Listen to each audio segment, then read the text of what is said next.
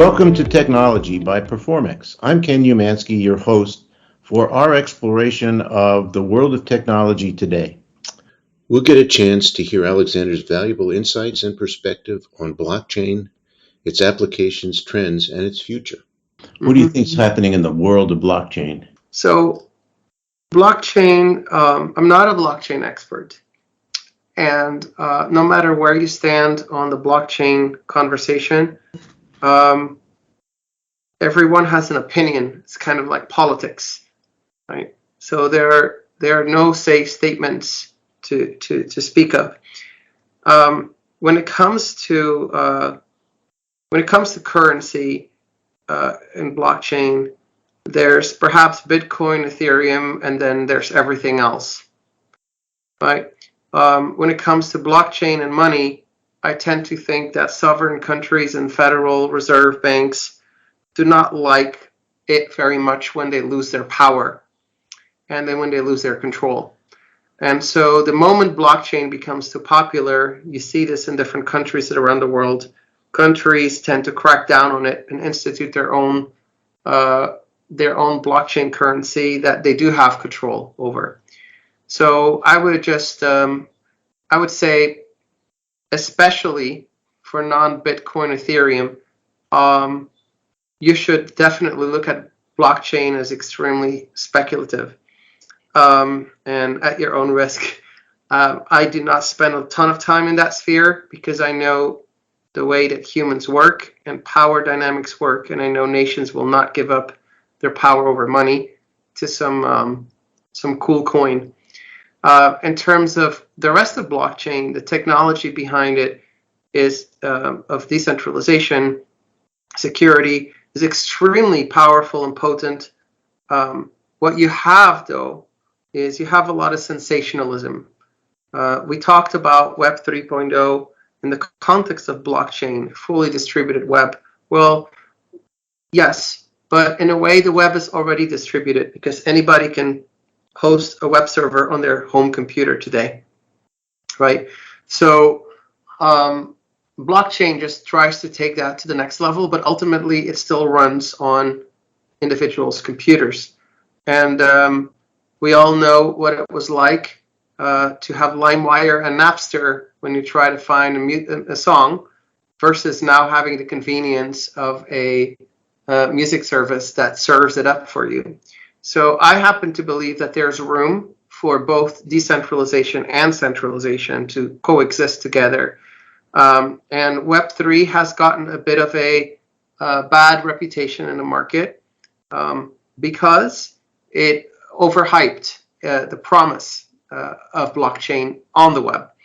And perhaps this promise was very visionary, but very important in the life of an entrepreneur. And visionary in a company is to not just see the future, but also understand the timing of the future. And so blockchain for the web, to make the web and transform the web into a decentralized reality, was perhaps overhyped and overpromised. And so a lot of investors are a little bit sore on the topic.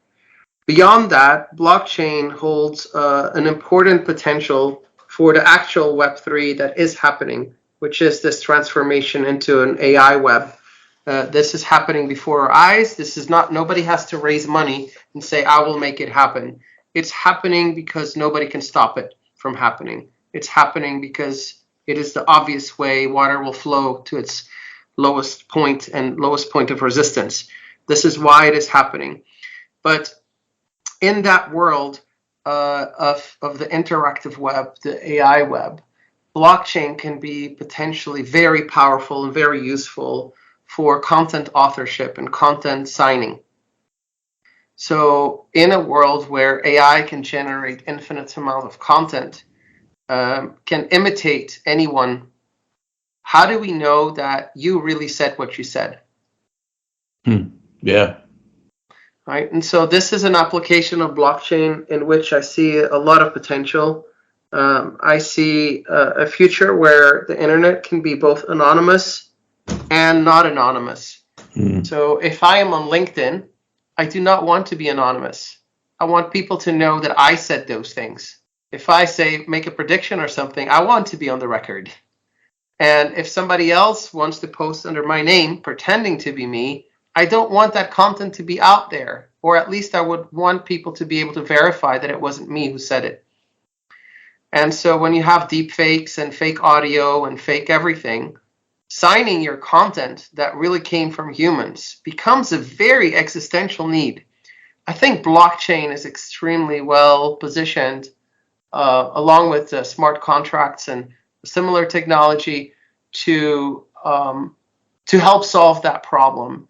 So yeah, these are like the three angles of blockchain that are that I really see application. Beyond it, the blockchain is really just a core technology, the same way you would think about building blocks of the internet, like TCP/IP is a building block. You cannot lump the viral trend and the hype into the foundational technology, right? And so as a foundational technology, it will have many applications in the future, some of which we have not yet discovered.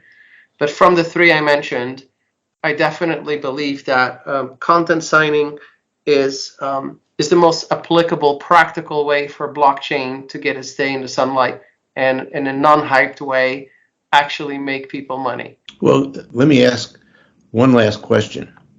For everybody listening, where can they find out more information about both Inc. and any of the topics we discussed today? Yeah, I think the best way would be just follow me on LinkedIn or Twitter.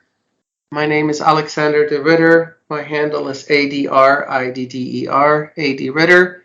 I frequently post about our work at both companies, and you will also find links to our company on there. Our websites are inkforall.com, SEO.app, content.app, and Smith with a Y.ai.